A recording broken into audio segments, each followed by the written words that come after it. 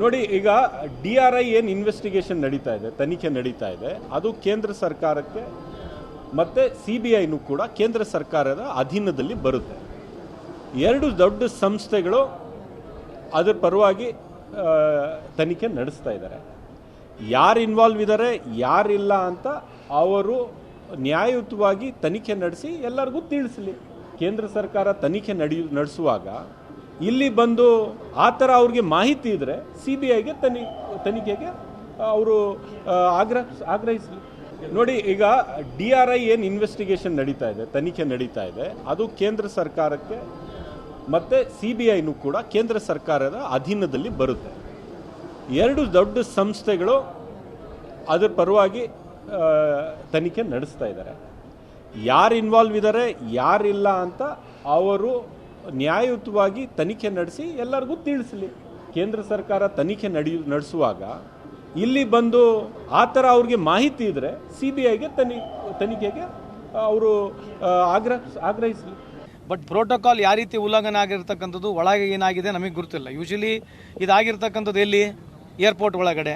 ಸ್ಮಗಲಿಂಗ್ ಹೆಂಗೆ ಬಂತು ಒಳಗಡೆ, ಇದ್ರ ಬಗ್ಗೆ ಚರ್ಚೆ ಮಾಡೋದು ಬೇಡ. ಹೆಂಗೆ ಒಳಗಡೆ ಹೆಂಗೆ ಬಂತು? ಈ ಗೋಲ್ಡ್ ಕೂಡ ಸ್ಮಗಲ್ ಆಗಿ ಬಂದಿದೆ. ಎಲ್ಲಿಂದ ಬಂತು gold? How did so much gold come from airport? Airport ಯಾರ ಕಂಟ್ರೋಲಲ್ಲಿದೆ? ಫಸ್ಟು ಇನ್ವೆಸ್ಟಿಗೇಷನ್ ಆಗಲಿ ಮಾಡೋಣ. ಪ್ರೋಟೋಕಾಲ್ ಶಿಷ್ಟಾಚಾರ ಉಲ್ಲಂಘನೆ ಆಗಿದೆ, ಅದ್ರ ಬಗ್ಗೆ ಚರ್ಚೆ ಮಾಡೋಣ. How did this gold come? ಈ ಪೋರ್ಟ್ಲಿಂದ ಈ ಪುಣ್ಯ ಇದೇ ಒಂದು ಪೋರ್ಟ್ನಾಗಿಂದ ಬೇರೆ ಬೇರೆ ಏರ್ಪೋರ್ಟ್ನಲ್ಲಿ ಎಷ್ಟು ಗೋಲ್ಡ್ ಬಂದಿದೆ, ಪೋರ್ಟ್ಗಳಿಗೆ ಎಷ್ಟು ಗೋಲ್ಡ್ ಬಂದಿದೆ ಮಾಹಿತಿ ಬೇಕಲ್ಲ. ಸಂಪೂರ್ಣವಾಗಿ ಅವ್ರನ್ನ ಕೇಳ್ಬೇಕು ನಾವು. This gold come? ನೀವು ಮಲಗಿದ್ರಿ ಎಷ್ಟು ದಿವಸ? ಏರ್ಪೋರ್ಟ್ ಅಥಾರಿಟಿ ಅವ್ರು ಇಂಡಿಯಾ ಏನು ಮಾಡ್ತಿದ್ರು, ಕಸ್ಟಮ್ಸ್ ಏನು ಮಾಡ್ತಾ ಇದ್ರು, ಯಾರು ಜವಾಬ್ದಾರಿ ಇದು? ಅದಕ್ಕೆ ಹೇಳೋದು, ಸುಮ್ಮನೆ ಏನೋ ರಾಜಕೀಯವಾಗಿ ಟೀಕೆ ಮಾಡೋಕ್ಕೆ ಹೋದ್ರೆ ಮತ್ತೆ ನಾವು ಕೂಡ ಹಿಂಗೆ ಮಾತಾಡಬೇಕಾಗತ್ತೆ.